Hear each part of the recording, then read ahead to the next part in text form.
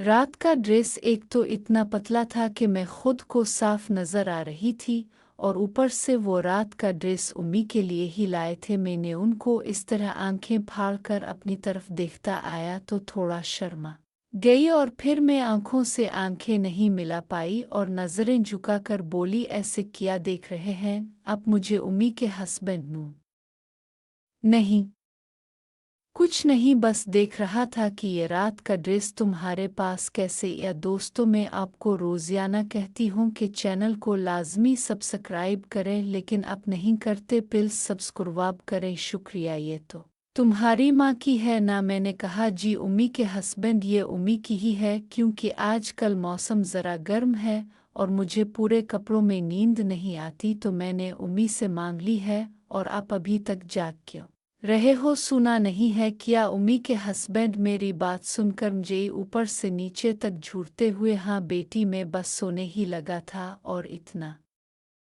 बोलते ही मेरी तरफ अपनी पीठ कर ली और सोने के लिए लेट गए, जिससे मुझे काफ़ी कोफ्त भी हुई। मैंने दरवाज़ा लॉक किया और साथ ही लाइट भी ऑफ कर दी, और उम्मी के हस्बैंड के साथ आकर बेड पे लेट गई और सोचने लगी कि अब मैं क्या करूं, क्योंकि अब जो भी करना था उसके लिए मुझे पूरी तरह से बेशर्म बनना था, क्योंकि अगर मैं ऐसा नहीं करती तो ये रात शायद दोबारा नहीं आती। मैं कोई 15 मिनट तक लेटी रही और फिर मैंने हिम्मत करके अपनी रात का ड्रेस की डोरी को खोल दिया। अब हमारी जो पोजीशन बन चुकी थी, इसे देखकर कोई ये नहीं कह सकता था कि हम दोनों आपस में कुछ लगते भी हैं कि नहीं। इस वक्त जो भी हमें देखता यही कहता कि हम दोनों न्यू कपल हैं और हनीमून पे हैं। मैं कुछ देर तक इसी तरह लेटी रही, और जब उनकी तरफ से कोई रिस्पांस नहीं मिला तो इन्होंने कहा, फरी ये तुम क्या कर रही हो? सीधा लेटो। में क्यों किया? मैं इस तरह नहीं लेट सकती। बोलते वक्त मेरे लहजे में काफ़ी ज़्यादा लाड भी था।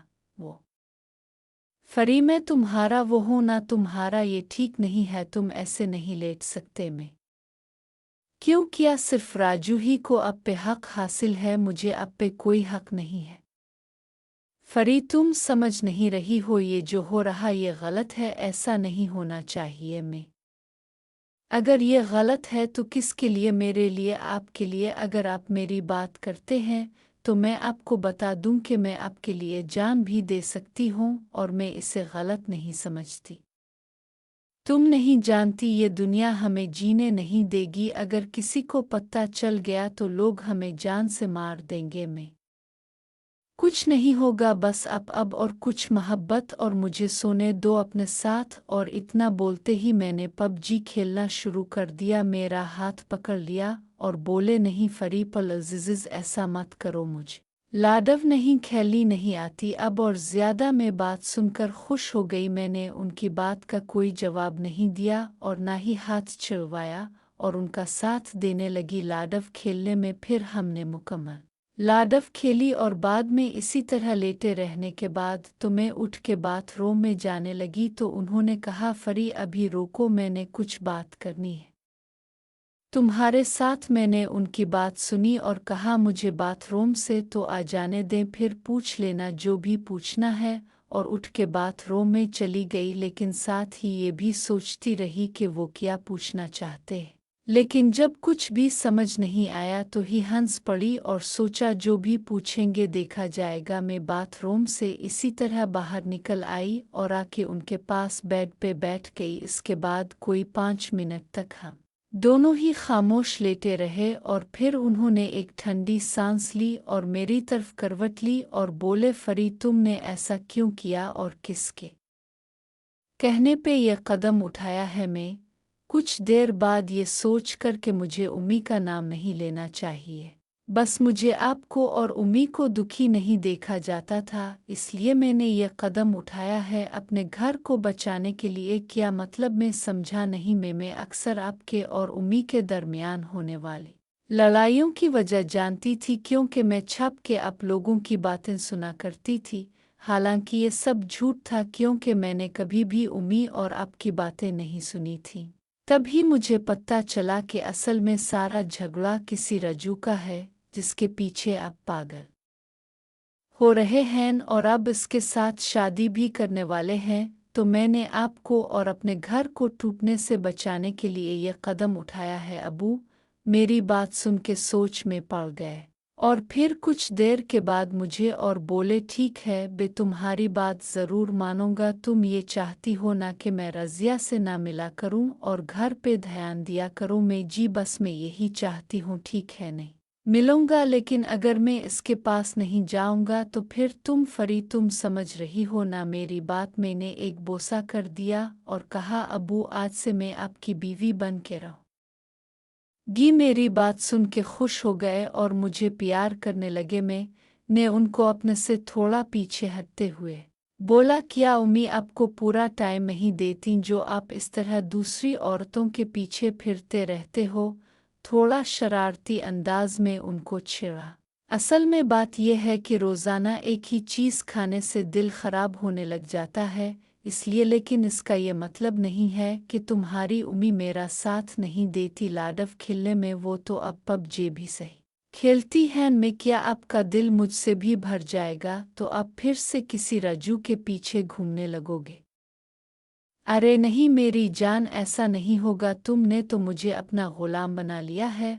और फिर अचानक ही उन्होंने कहा, फरीद तुमने मुझसे पहले किसी के साथ पबजी खेली है? लाडव ये तो बता दो। मैं उनकी बात सुन के चुप रह गई, क्योंकि मैं तो समझ रही थी कि उनको पता नहीं चला होगा कि मैं पहले भी पबजी खेल चुकी हूँ। लेकिन वो भी खिलाड़ी थे और उन्हें पता चल ही चुका था और अब वो मुझसे पूछ रहे थे।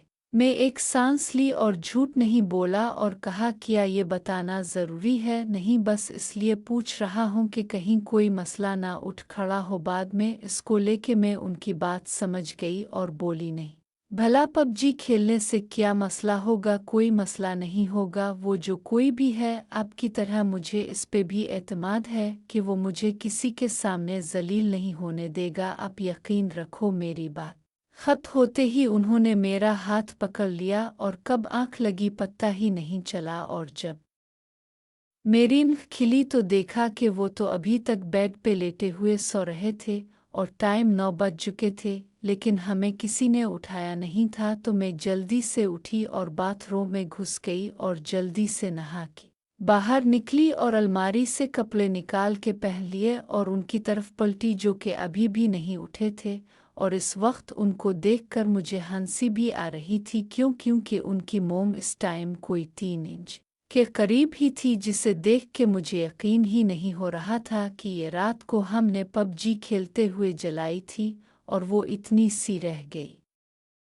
लेकिन मैंने अपने दिमाग से सारी सोचों को निकाला। उनकी नज़र जब मुझ पे पड़ी और फिर अपने आप पर पड़ी तो वो हड़बड़ा के उठ गए और फिर अचानक ही हल्का सा हंस पड़े। तो मैंने भी हंसते हुए की तरफ देखा और कहा, चलिए जी अब उठ भी जाइए और नहा के नाश्ता करिए, काम पे भी जाना है। अपने मेरी बात सुन के हंस पड़े और बोले, अच्छा जी बेगम साहिबा, मैं अभी नहा के आता हूँ। और बेड से उतर गए और बाथरूम की तरफ चल पड़े और फिर मुड़ के मेरी तरफ देख के बोले, तुम्हारी माँ कहाँ है? मैंने कहा, पता नहीं, अभी मैं बाहर नहीं निकली। तो अबू भी सोच में पड़ गए और फिर बोले, 9 बज चुके हैं, बच्चे कॉलेज जा चुके होंगे, लेकिन तुम्हारी माँ ने हमें उठाया नहीं। मैंने कहा, हो सकता है कि उम्मी ये समझी हों कि अब दुकान पे जा चुके हों। उन्होंने कहा, ठीक, लेकिन तुम्हें भी तो नहीं उठाया, कहीं इसे पता तो नहीं चल गया? इतना बोलते हुए वो काफ़ी परेशान भी हो गए। तो मैंने कहा, मुझे नहीं लगता, लेकिन फिर भी देखते हैं कि क्या होता है। अभी तो अब जल्दी से नहा लो, मैं बाहर जा रही हूँ। उन्होंने हाँ में सर हिलाया और बाथरूम में घुस गए और मैं बाहर निकली और नीचे किचन की तरफ चल पड़ी तो देखा कि उम्मी बाहर ही टीवी के सामने बैठी हुई हैं। और जैसे ही उन्होंने मुझे देखा तो मुस्कुराने लगी और मुझे अपने पास बुला लिया। मैं भी उनको देख के हंस पड़ी और उनके पास जाके बैठ गई तो उन्होंने मेरे माथे को चूमा और बोली, आ गई मेरी सौतन दोस्तों, मैं आपको रोज़ाना कहती हूँ कि चैनल को लाजमी सब्सक्राइब करें, लेकिन आप नहीं करते। प्लीज़ सब्सक्राइब करें, शुक्रिया।